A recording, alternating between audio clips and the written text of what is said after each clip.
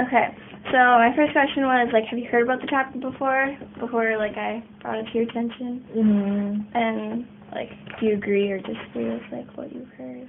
I am teaching advertising, fundamentals of advertising course, and other advertising course here at UW Eau Claire. And while we were talking about advertising social influence, especially the negative one, mostly we talk about advertising toward children or minorities. Okay. Because advertising has this huge influence on building those brand awareness, brand attitude, especially when thinking of children.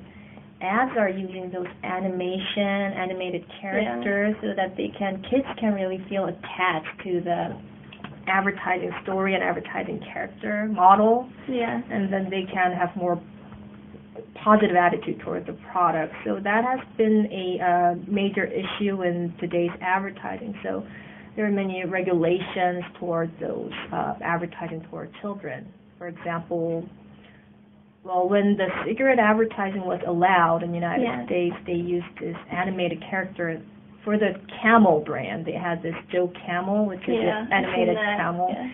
And then that really influenced those tweens.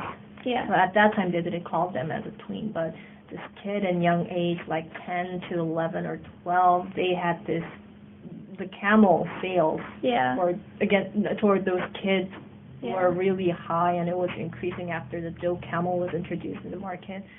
And it also happened to those alcohol brands like Budweiser. They used this Spud McKenzie. Do you remember the dog?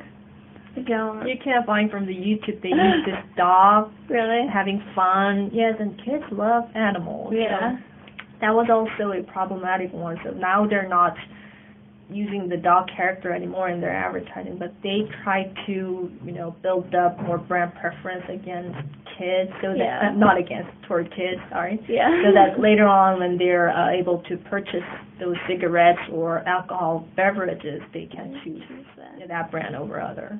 Okay. My next question was, what are some of the things that advertisers do to connect to children in advertisements? And, like, does it change when it comes to, like, food ads?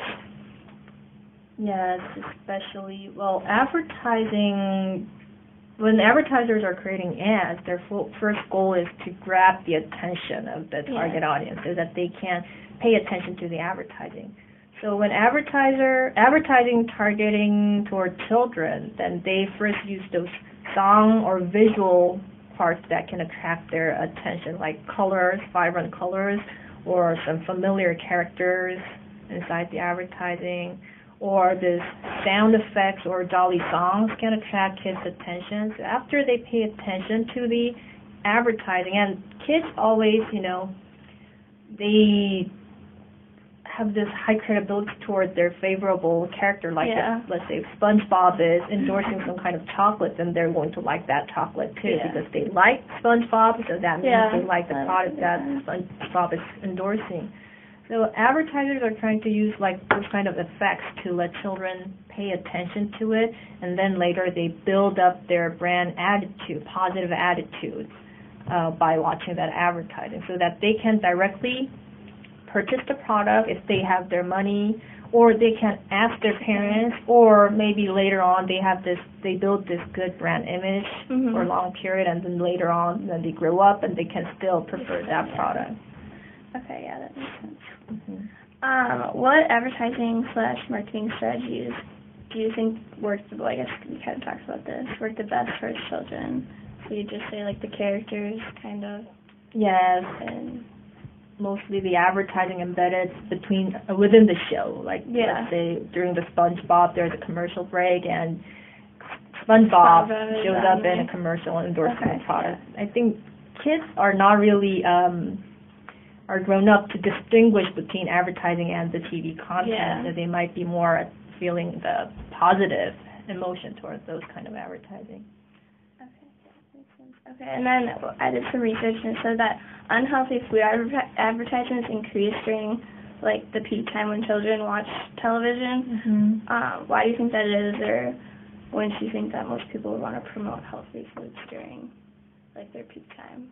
Promoting healthy foods during the peak time? They habits can, guarantee their sales for a while. So let's say McDonald's Happy Meal. Yeah. Well, some believe that Happy Meal is a healthy one because, they are now providing those fruits and milk and those proteins.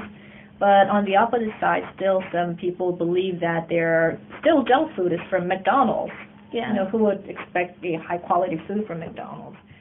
So McDonald's are trying to highlight on their advertising that we are providing a good healthy meal and then providing those ingredients and the calories and those kind of information. Yeah.